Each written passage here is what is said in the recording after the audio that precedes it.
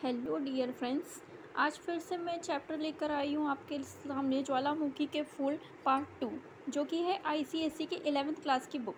तो आइए हम आगे पढ़ते हैं। तब तक आप अपने पेन पेंसिल और कॉपी निकाल के रखिए और मैं आज आपको इसका पार्ट 2 बता रही हूँ।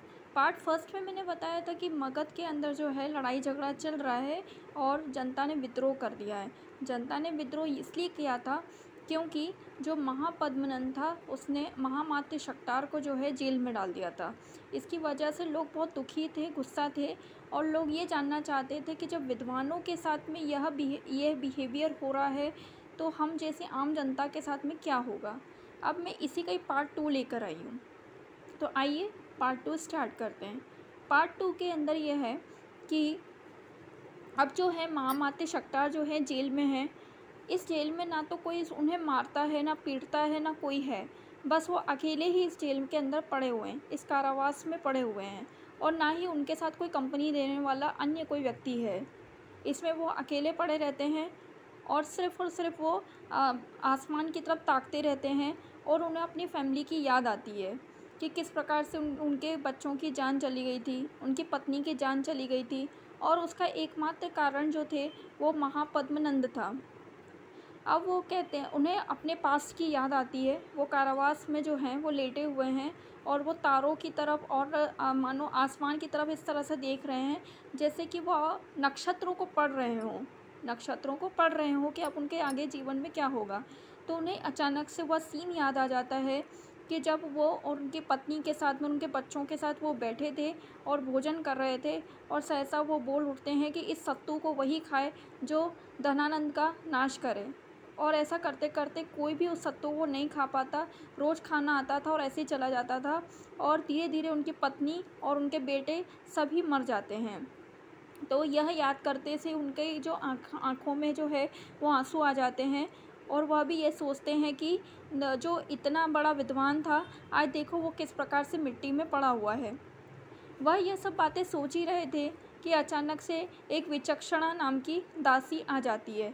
आप लोग इसे नोट कर लीजिए। विचक्षणा नाम की एक दासी आ जाती है और वो अपने प्राणों की भीख मांगने लगती है। वो कहती है कि महामात्य मेरे प्राणों की रक्षा करो।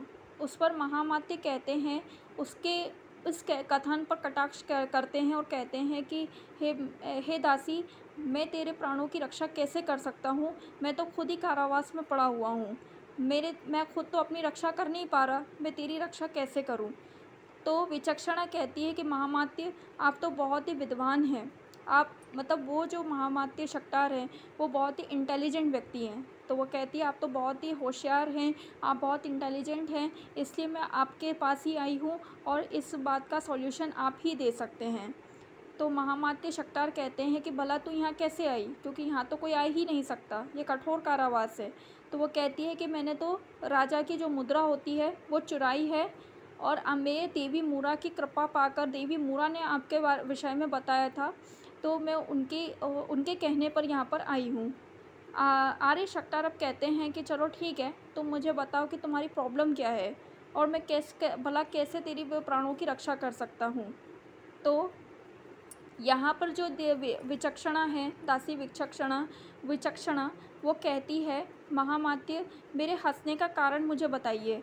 यानी कि एक दिन वो बताती है कि एक दिन वो राजा के जो राजा का जो पैलेस था वहाँ पर वो उसको उसके कक्ष में भोजन परोस रही थी और भोजन परोसने के बाद जब उनका खाना हो गया और जब वो हाथ धुला रही थी तो तब वो अचानक से राजा हंसने लगा।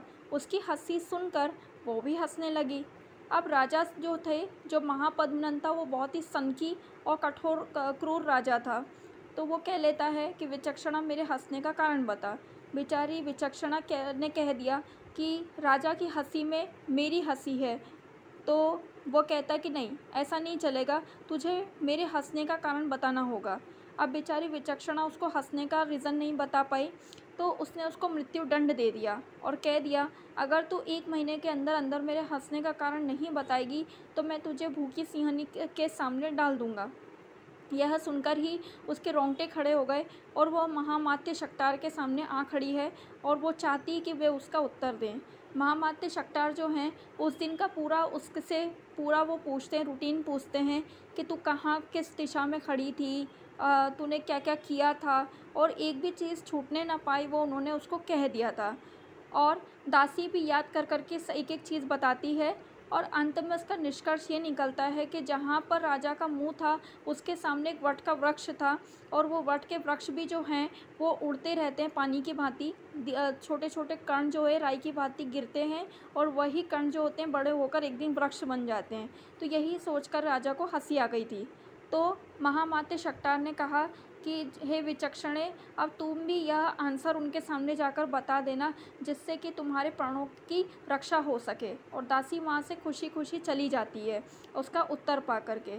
लेकिन अब यहाँ पर महामात्य शक्टार ने जो है इस चैप्टर के इस पार्ट के लास्ट में इन्होंने एक व्यंग कसा है, आप देख सकते हैं आराम से। उन्होंने एक व्यंग कसा है कि यह कैसा राजा है जो अपनी प्रजा की लहू का प्यासा है।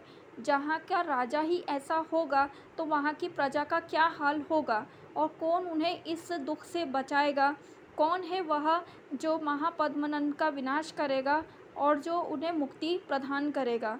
और यह सोच करके पार्ट 2 जो है वो ख़त्म हो जाता है। कल मैं आप लोगों के सामने पार्ट 3 लेकर आऊँगी और आपको ये एक्सप्लेन करूँगी कि पार्ट 3 के अंदर क्या है। बहुत ही इंटरेस्टिंग बुक्स है गाइस, आप इसको ज़रूर पढ़िएगा। ज्वालामुखी के फूल, जो कि सुशील कुमार द्वारा लिखित है। इनफैक्ट मैंने भी इस बुक को बहुत ही अच्छे से पढ़ा।